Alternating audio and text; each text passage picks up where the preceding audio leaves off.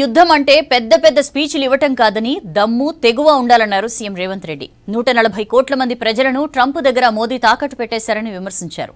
పాకిస్తాన్ ఓడించే సత్తా మోదీకి లేదని, రాహుల్ గాంధీ ప్రధాని అయితేనే అటు పాక్ను ఇటు చైనాను ఓడించగలరన్నారు.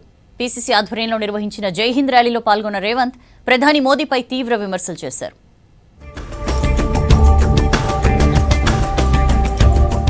పాకిస్తాన్తో యుద్ధం 4 రోజుల్లోనే ఎందుకు ఆగిందో మోదీ చెప్పాలని డిమాండ్ చేశారు సీఎం రేవంత్ రెడ్డి. హైదరాబాద్లో పీసీసీ నిర్వహించిన జై హింద్ ర్యాలీలో సీఎం పాల్గొన్నారు. యుద్ధం ఆపేశారని ట్రంప్ ట్వీట్ చేసేదాకా తెలియలేదని, యుద్ధం ఆపాలనుకున్నప్పుడు మోదీ అఖిలపక్షాన్ని ఎందుకు పిలవలేదని ప్రశ్నించారు. యుద్ధం అంటే ధైర్యం ఉండాలి, తంత్రం ఉండాలని చెప్పారు. యుద్ధం అంటే మైక్ల ముందు పెద్ద పెద్ద స్పీచ్లు దంచుడు కాదన్నారు రేవంత్. 4 రోజులు యుద్ధం తర్వాత మరి ఏమి జరిగిందో, ఎవరు బెదిరించిండ్రో, ఎవరు లొంగ తీసుకున్నారో, ఎవరికి ఎవరు లొంగిపోయినరో మనకు తెలియదు. కానీ అర్ధాంతరంగా అమెరికా ప్రెసిడెంట్ ట్రంప్ బయటకు వచ్చి నేను యుద్ధాన్ని ఆపేసిన, భారత్ను బెదిరించిన అని ట్రంప్ ప్రకటించే పరిస్థితి వచ్చింది అని అంటే, ఈ దేశ ప్రధానమంత్రి యుద్ధం చేయాలనుకున్నప్పుడు, పాకిస్తాన్ మన మీద దాడి చేసినప్పుడు పార్లమెంటులో అఖిల పక్షాన్ని పిలిచి చర్చించడు. మరి యుద్ధం ఆపాలనుకున్నప్పుడు ఎందుకు అఖిల పక్షాన్ని పిలువలేదని నేను అడుగుతున్న ఈ దేశ ప్రధానమంత్రిని. ఏం సాధించారని బీజేపీ తిరంగా ర్యాలీలు నిర్వహిస్తుందని ప్రశ్నించారు సీఎం రేవంత్. రాహుల్ గాంధీని విమర్శించే బదులు చనిపోయిన సైనికుల సంగతేంటో చెప్పాలన్నారు. యుద్ధంలో మనకు జరిగిన నష్టమేంతని ప్రశ్నించారు. పాక్ ఎన్ని రఫేల్ విమానాలను కూల్చేసిందో లెక్కెందుకు చెప్పడం లేదన్నారు రేవంత్. మోదీ కాలం చెల్లిన రూపాయి 1000 నోటు లాంటోడని విమర్శించారు. ఇలా బీజేపీ వాళ్ళకు ఏం చూసి తిరంగా ర్యాలీ చేస్తున్నారే? ఎవరి కోసం తిరంగా ర్యాలీ చేస్తున్నారు? యుద్ధంలో చచ్చిపోయిన సైనికుల గురించి ఒక్కసారి ఆలోచన చేసిండ్రా? పహల్గాంలో చచ్చిపోయిన భారతీయులైన అమాయకుల గురించి ఆలోచన చేసిండ్రా? యుద్ధం సందర్భంగా పాకిస్తాన్ పేల్చిన లాంచర్లతో కశ్మీర్లో చనిపోయిన సైనిక పౌరుల గురించి ఆలోచన చేసిండ్రా? ఇవాళ దేనికోసం బీజేపీ వాళ్ళు తిరంగా ర్యాలీ తీస్తున్నారని నేను అడుగుతున్నా. ఈ దేశ సమైక్యతను కోరుకుంది ఒక్క కాంగ్రెస్ పార్టీని అన్నారు ఏఐసీసీ ఇన్ఛార్జ్ మీనాక్షి నటరాజన్. పహల్గాం దాడి దేశాన్ని కలిచివేసిందని, ఇప్పటి వరకు ఆ ఉగ్రవాదులను ఎందుకు పట్టుకోలేదన్నారు. తీవ్రవాదులు ఎక్కడున్నారో కేంద్రం ఎందుకు సమాచారం సేకరించడం లేదన్నారు మీనాక్షి.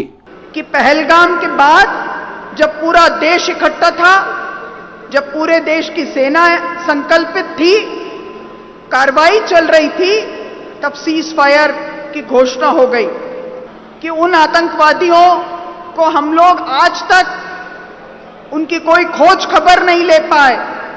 जब हमारी पूरी सेना लड़ने के लिए तैयार थी, तो ऐसा कैसे हुआ कि हम किसी दूसरे मुल्क के दबाव में आकर हमने सीज फायर किया. దేశం అఖండంగా ఉండాలని రాహుల్ గాంధీ పోరాటం చేస్తున్నారన్నారు పీసీసీ చీఫ్ మహేష్ కుమార్ గౌడ్. పహల్గాం దాడి తర్వాత మన సైన్యం వీరోచిత పోరాటం చేసిందని చెప్పారు. పహల్గాంలో జరిగిన సంఘటన తర్వాత మన సైనికులు విరోచితంగా ప్రాణాలు లెక్క చేయకుండా పోరాడి పాకిస్తాన్ ఆధీనంలో ఉన్నటువంటి తీవ్రవాద సంస్థల్ని ఛేదించడం జరిగింది. మిత్రులారా, ఈ దేశం ఒకటిగా ఉండాలని, అఖండంగా ఉండాలని రాహుల్ గాంధీ గారు పోరాడుతూ ఉంటే, సైన్యం విరోచితంగా పోరాడుతున్న సందర్భంలో ట్రంప్ మాటలకి తలొగ్గి తోక ముడిచిన బీజేపీ నాయకులు ఇవాళ రాహుల్ గాంధీ గారిని విమర్శిస్తూ తన తప్పిదాల్ని కప్పిపుచ్చుకునే ప్రయత్నం చేస్తున్న ఈ వేళ ఇవాళ జై హింద్ సభ హైదరాబాద్లో నిర్వహిస్తా ఉన్నాం. పహల్గాం ఘటన అత్యంత క్రూరమైన ఘటన అని అన్నారు మంత్రి ఉత్తమ్ కుమార్ రెడ్డి. ఓడిపోతామని తెలిసే పాక్ కాళ్లబేరానికి వచ్చిందన్నారు. దేశం కోసం ప్రాణత్యాగాలు చేసిన ఫ్యామిలీని విమర్శించడం తగదన్నారు. దేశ భద్రత విషయంలో రాజకీయాలకు అతీతంగా వ్యవహరించామన్నారు మంత్రి పొన్నం ప్రభాకర్. చేతకాని దద్దమ్మ ప్రభుత్వం మోదీదని విమర్శించారు. సైనికులకు ధైర్యం చెప్పడానికే ర్యాలీ నిర్వహించామన్నారు. ఎప్పటికైనా మనం ఇక్కడ సురక్షితంగా ఉన్నామంటే మన బార్డర్, మన జవాను మన బార్డర్లో మన కోసం ప్రాణత్యాగం చేయడానికి సిద్ధమై పనిచేస్తున్న విషయం మనం గుర్తుపెట్టుకోవాలి. అదేవిధంగా మన ప్రియతమ నాయకుడు రాహుల్ గాంధీ గారిని, గాంధీ కుటుంబాన్ని బీజేపీ పార్టీ వారి మీద అనవసరమైన అసందర్భమైన విమర్శలు చేస్తున్న విషయం కూడా మనం ఈ సందర్భంగా ఖండించాలి. భారత ప్రజలందరి యొక్క ఆత్మగౌరవాన్ని దెబ్బతీరే విధంగా ఈరోజు ఒక ట్విట్టర్ తోటి యుద్ధాన్ని లేదా ఆ యొక్క దాడులను ఆపేసి తానేదో గొప్ప పనిచేసినట్టుగా తిరంగా యాత్ర పేరు మీద ఈరోజు మళ్ళీ ప్రజల్లో కోల్పోయిన సానుభూతిని తెచ్చుకునే ప్రయత్నం జరుగుతోంది. రాహుల్ గాంధీ ప్రధాని అయితేనే దేశానికి రక్షణ ఉంటుందన్నారు కాంగ్రెస్ నేతలు. పాకిస్తాన్ను ఓడించడం మోదీ వల్ల కాదని, రాహుల్ ప్రధాని అయితే అటు పాకిస్తాన్ ఇటు చైనాను ఓడిస్తారని చెప్పారు. తెలంగాణ ప్రభుత్వం అందించనున్న గద్దర్ ఫిల్మ్ అవార్డ్స్ ను జ్యూరీ చైర్పర్సన్ జయసుధ ప్రకటించారు. ఉత్తమ చిత్రంగా కల్కి నిలవగా ఉత్తమ నటుడు అవార్డును అల్లు అర్జున్ దక్కించుకున్నారు. ఉత్తమ దర్శకుడు నాగ్ అశ్విన్ పేరును ప్రకటించారు.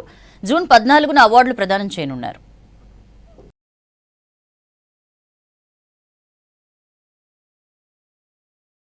తెలంగాణ ప్రభుత్వం అందించనున్న గద్దర్ ఫిల్మ్ అవార్డులను ప్రకటించింది జ్యూరీ.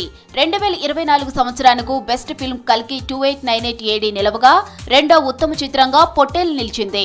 మూడో ఉత్తమ చిత్రం అవార్డు లక్కీ భాస్కర్ కు దక్కింది. ఉత్తమ బాల చిత్రంగా 35 చిన్న కథ కాదు నిలిచింది. ఉత్తమ ప్రజాదరణ పొందిన చిత్రంగా ఉత్తమ పరిచయ దర్శకుడుగా యదు వంశీ నిలిచారు.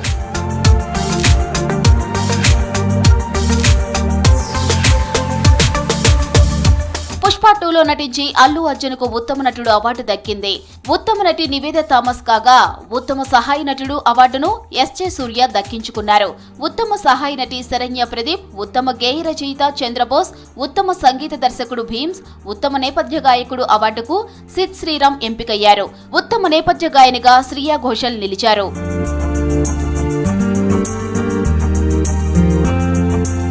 ఉత్తమ హాస్య నటుడుగా సత్య, వెన్నెల కిషోర్ నిలిచారు. ఉత్తమ బాల నటులుగా మాస్టర్ అరుణ్ దేవ్ పోతుల, బేబీ హారిక నిలిచారు. ఉత్తమ కథా రచయిత శివ పాలడుగు, ఉత్తమ స్క్రీన్ ప్లే రచయిత వెంకీ అట్లూరి, ఉత్తమ సినిమాటోగ్రాఫర్ విశ్వనాథ్ రెడ్డి, ఉత్తమ ఎడిటర్ నవీన్ నూలి, ఉత్తమ ఆడియోగ్రాఫర్ అవార్డు అరవింద్ మీనన్కు దక్కింది.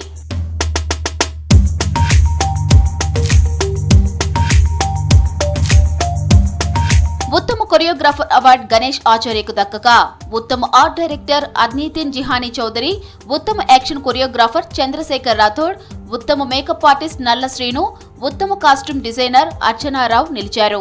Special jury award Dulquer Salmaan కు దక్కింది. తెలుగు సినిమాలపై ఉత్తమ పుస్తకం మన cinema first reel Rentala Jaidev కు దక్కింది. Gaddar Telangana film awards first best feature film కల్కి and second best feature film Potel, third best feature film Lucky Bhaskar. Feature film on national integration, communal harmony and social uplift film Committee Kurol goes to Committee Kurol.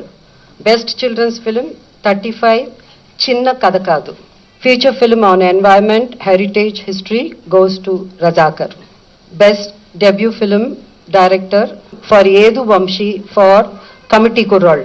Best Director Shri Naga Ashwin Singireddy for Kalki.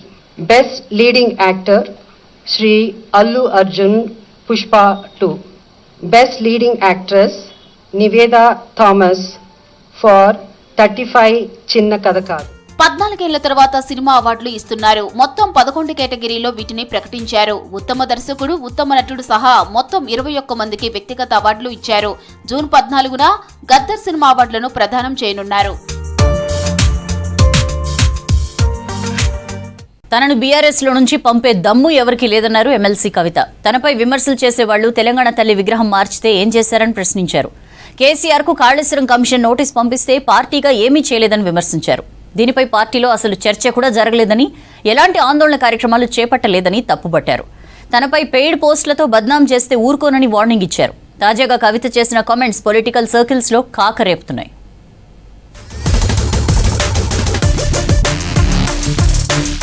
BRS లో ముసలం మరింత ముదిరింది. Party working president KTR target గా మరో bomb పేల్చారు MLC Kavitha. Media chitchat లో KTR పై కవిత చేసిన సంచలన కామెంట్స్ రాజకీయ వర్గాల్లో సంచలనంగా మారాయి. తాను అసలే మంచిదాన్ని కాదు, నోరు విప్పితే తట్టుకోలేరు అని ఘాటు విమర్శలు చేశారు. ఇది నా పార్టీ, నాకు హక్కుంది అన్నారు. అమెరికాలో ఉత్సవాలు జరుపుతున్న వాళ్ళు గ్రౌండ్ లో ఎందుకు చేయడం లేదని ప్రశ్నించారు. పార్టీలో కొందరు తనకు వ్యతిరేకంగా డ్రైవ్ చేస్తున్నారని ఆరోపించారు. బయటి దేశాల్లో మీడియా సెల్ పెట్టుకుని దొంగ దెబ్బ తీస్తున్నారని, ముందు ఇక్కడ డైరెక్ట్ గా పోరాడాలని సవాల్ విసిరారు. పార్టీ బలోపేతం కోసం కేసీఆర్ ను మోస్తున్న కార్టూన్లు వేసుకుంటున్నారని, కేసీఆర్ ను మోసేంత పెద్దోళ్ళయ్యారా అని ప్రశ్నించారు. తన దగ్గరకు వచ్చిన దూతలు ఒక పత్రికలో ఇష్టం వచ్చినట్లు రాయిస్తున్నారని అన్నారు. తెలంగాణ తల్లి విగ్రహాన్ని మార్చితే ట్విట్టర్లో పోస్ట్ చేస్తే సరిపోతుందా అని ప్రశ్నించారు. తెలంగాణ తల్లి విగ్రహాన్ని మార్చితే అదానీ గురించి మాట్లాడడం ఏంటన్నారు. రాష్ట్రానికి తెలంగాణ తల్లి ముఖ్యమా, అదానీ ముఖ్యమా అని ప్రశ్నించారు. బీజేపీలో బీఆర్ఎస్ ను విలీనం చేసేందుకు 100% ప్లాన్ జరిగిందని, తాను ఆ ప్రయత్నాలను వ్యతిరేకించానని అన్నారు కవిత. అందుకే తనను రేవంత్ రెడ్డి కోవట్ అని ముద్ర వేసే ప్రయత్నం చేస్తున్నారంటూ పరోక్షంగా కేటీఆర్ ను ఉద్దేశించి విమర్శలు చేశారు. తనపై పెయిడ్ ఆర్టిస్టులతో పోస్టులు పెట్టించి బద్నాం చేస్తే ఊరుకోనని హెచ్చరించారు కవిత. బీఆర్ఎస్ ట్వీట్లకే పరిమితమైందని, ఉద్యమాలు చేయకుండా ట్విట్టర్లో మెసేజ్లు పెడితే చాలా అని ప్రశ్నించారు. ఇంటి ఆడబిడ్డ మీద పెయిడ్ పోస్టులు పెట్టిస్తే మర్యాద అవుతుందా అని నిలదీశారు. మా నాన్నకు నేను లేఖ రాస్తే నీకు నొప్పెంటరా బై అని ప్రశ్నించారు కవిత. తమ నాయకుడు కేసీఆర్ అని, ఆయన నాయకత్వంలో తప్ప ఇతరుల లీడర్షిప్ లో పని చేయబోనని తేల్చి చెప్పారు. తనను పార్టీలోంచి బయటకు పంపే దమ్మెవరికి లేదన్నారు. బీజేపీ వాళ్ళు హాస్పిటల్ పెడితే వెళ్ళిందెవరని పరోక్షంగా హరీష్ రావును ఉద్దేశించి నిలదీశారు కవిత. తాను లిక్కర్ కేసులో అరెస్ట్ అయిన సమయంలో ఎమ్మెల్సీ పదవికి రాజీనామా చేద్దామని అనుకుంటే కేసీఆర్ వద్దని వారించారని చెప్పారు కవిత.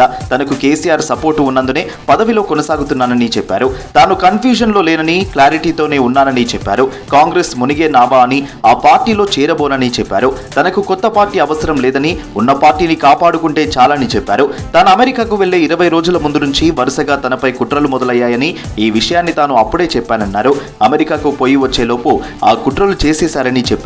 పార్టీలో కోబట్టి ఎవరు, ఎందుకు వాళ్లను కట్టడి చేయడం లేదని ప్రశ్నించారు. వర్కింగ్ ప్రెసిడెంట్ గా కేటీఆర్ కు ప్రోటోకాల్ ప్రకారం గౌరవం ఇస్తానని అన్నారు ఎమ్మెల్సీ కవిత. తెలంగాణ ఉద్యమ సమయంలో స్థాపించిన సాంస్కృతిక విభాగమే జాగృతి అని చెప్పారు ఎమ్మెల్సీ కవిత. అప్పుడు చురుగ్గా పనిచేశామని, ఆ తర్వాత కేసీఆర్ సూచనలతో స్లో అయ్యామని చెప్పారు. తాను ఏ తప్పు చేయలేదని, తల వంచనని అన్నారు. అధినేత కేసీఆర్ ను కాపాడుకోవాలన్నారు ఎమ్మెల్సీ కవిత. రాజకీయాల్లో ప్రకంపనలు సహజమన్నారు బీఆర్ఎస్ మాజీ ఎంపీ వినోద్ కుమార్. ఎమ్మెల్సీ కవిత ఇష్యూ పార్టీలో తొందరలోనే కొలిక్కి వస్తుందని అనుకుంటున్నానన్నారు. కవిత ఇంత ఆవేదనలో ఉన్నారని ఇప్పుడిప్పుడే అర్థమైందన్నారు. తాను కవితను కలిసి మాట్లాడే ప్రయత్నం చేస్తానన్నారు. బీఆర్ఎస్ పార్టీ గతంలో టీడీపీ, కాంగ్రెస్, వామపక్ష పార్టీలతో కలిసి పనిచేసిందని, ఒక్క బీజేపీతో మాత్రమే పని చేయలేదని చెప్పారు. ఈ ఆలోచన ఉంటే ఎప్పుడో పొత్తు పెట్టుకునే వాళ్ళమన్నారు వినోద్. సంత్ శ్రీ సేవాలాల్ మహారాజ్, శ్రీ జగదాంబ దుర్గాదేవి, రామరావు మహారాజ్ ఆలయ 3వ వార్షికోత్సవం దేవరయాంజాల్లో జరిగింది. మేడ్చల్ మల్కాజ్గిరి జిల్లా షామీర్పేట మండలం సేవాలాల్ మల్లన్న తండా దేవరయాంజాల్లో జరిగిన భోగ్ భండారా బోనాలు మహోత్సవంలో పాల్గొన్నారు ఎమ్మెల్సీ కవిత. ఉదయం సొంత పార్టీ నేతలపై హాట్ కామెంట్స్ చేసిన కవిత ఉత్సవాల్లో పాల్గొని ఉల్లాసంగా నృత్యం చేశారు.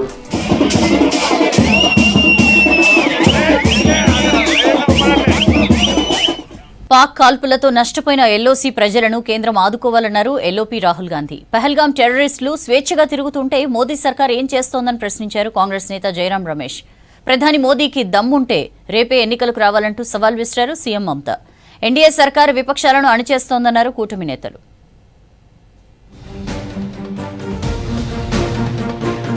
ఆపరేషన్ సింధూర్ టైంలో పాక్ సైన్యం షెల్లింగ్తో నష్టపోయిన జమ్మూ కాశ్మీర్ ప్రజలను కేంద్రం వెంటనే ఆదుకోవాలన్నారు ఎల్ఓపీ రాహుల్ గాంధీ. పాక్ ఆర్మీ దాడిలో ఎల్ఓసీ వెంట ఉన్న ప్రజలు తీవ్రంగా నష్టపోయారని చెప్పారు. పూంచ్ సెక్టార్లో ఎక్కడ చూసినా విరిగిన ఇల్లు, చిన్నాభిన్నమైన జీవితాలే కనిపిస్తున్నాయన్నారు. పూంచ్ సహా నష్టపోయిన ప్రాంతాలకు తక్షణం సాయం అందించడం కేంద్రం బాధ్యత అన్నారు. ఈ మేరకు ప్రధాని మోదీకి లేఖ రాశారు Rahul Gandhi.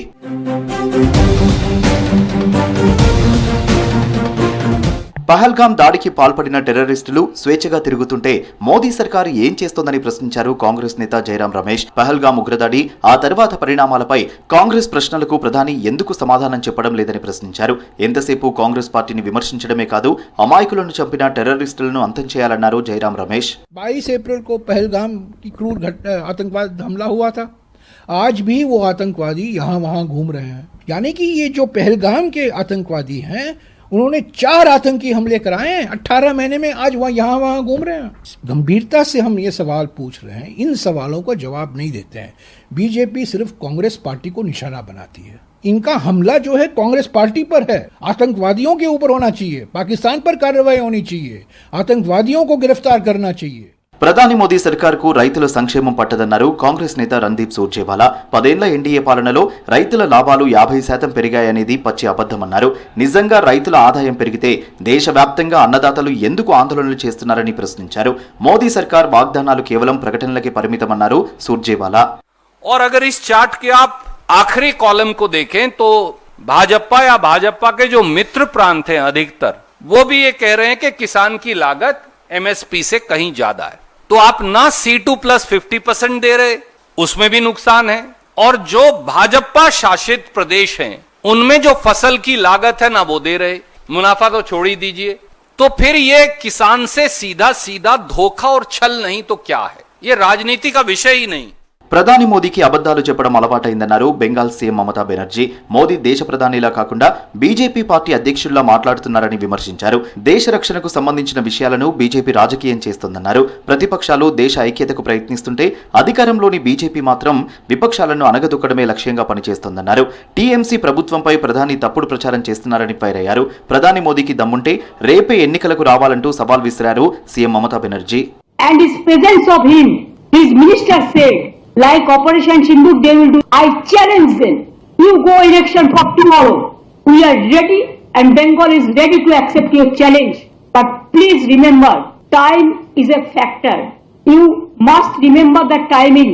Our representative, Abhishek Banerjee, is also in the team. Pak cross border టెర్రరిజంపై సౌదీ అరేబియాకు వివరించామన్నారు ఎంఐఎం చీఫ్ అసదుద్దీన్ ఓవైసీ. పహల్గామ్ సహా భారత్లోని ఉగ్రదాడులతో పాకిస్తాన్కు ఉన్న సంబంధాలు ఆధారాలతో సహా చెప్పామన్నారు. పాక్ను మళ్లీ FATF గ్రే లిస్టులో చేర్చడానికి సహకరించాలని కోరినట్లు తెలిపారు ఓవైసీ. कई भारत में जो हमारे उलेमा हैं, चाहे वो बरेलवी मसलक के हों, देवबंदी मसलक के हों, अहले हदीस हों, अहले तशी हों, इन उलमाओं का कोई मुकाबला पाकिस्तान के उलमा नहीं कर सकते. और इन्होंने भारत में तौहीद का पैगाम भी दिया, दे रहे हैं, देते रहेंगे. हमने बताया कि हाँ हमारे देश में भी है प्रॉब्लम्स, दुनिया छोटी है, इन्फॉर्मेशन जाती है, मगर हमारे पास हम लोग उसको ओवरकम करने की कोशिश कर रहे हैं. तो ओवरऑल ये हमारा रहा सऊदी अरब के किंगडम ऑफ सऊदी अरेबिया में. కేంద్రంలోని ఎన్డీఏ సర్కార్ దేశ రక్షణను రాజకీయం చేయడం మానుకోవాలన్నారు ఇండియా కూటమి నేతలు. లేదంటే ప్రజలే బీజేపీకి బుద్ధి చెబుతారన్నారు. That's all for now.